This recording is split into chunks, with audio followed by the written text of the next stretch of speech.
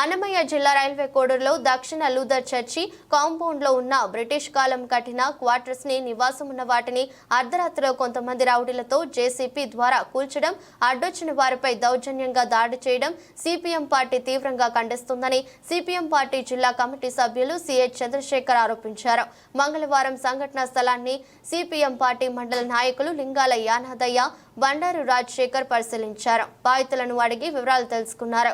గత వైసీపీ ప్రభుత్వంలో భూ కబ్జాలు, దాడులు, దౌర్జన్యాలు జరిగాయని, ఈ ప్రభుత్వంలో కూడా ఇటువంటి సంఘటనలు జరగడం దురదృష్టకరమన్నారు. నిబంధనలకు వ్యతిరేకంగా క్రైస్తవ ఆస్తులు అమ్మకాలు, దుర్వినియోగానికి, కబ్జాలకు పాల్పడే వాటిని స్వాధీనం చేసుకోవాలని డిమాండ్ చేశారు. రాత్రుల్లో దొంగతనంగా, దౌర్జన్యంగా పిల్లలు, మహిళలను చూడకుండా కూల్చివేత, దాడులకు పాల్పడిన వారిపైన కేసులు నమోదు చేసి అరెస్టు చేయాలని డిమాండ్ చేశారు. జిల్లా రైల్వే కోడూరులో క్రిస్టియన్లకు సంబంధించినటువంటి క్రైస్తవ ఆస్తులకు సంబంధించి ఆదివారం రాత్రిలో 12 గంటలప్పుడు వచ్చి ఒక వర్గం వాళ్ళు దౌర్జన్యంగా అధికారం వచ్చిన తర్వాత అధికార పార్టీ వాళ్ళ అండతో దౌర్జన్యంగా ఇక్కడ నివాసం ఉన్నటువంటి క్వార్టర్స్ను కూల్చేసి మహిళలను చూడకుండా వాళ్ళపైన దాడి చేసి చాలా దుర్మార్గంగా ప్రవర్తించారు.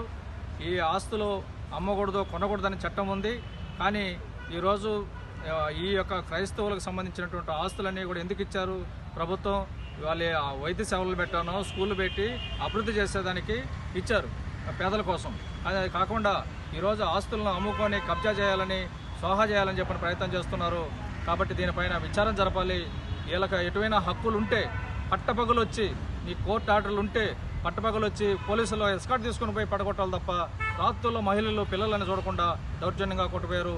ప్రమాదం తప్పిపోయింది, లేకపోతే ప్రాణ నష్టం కూడా జరుగుండు.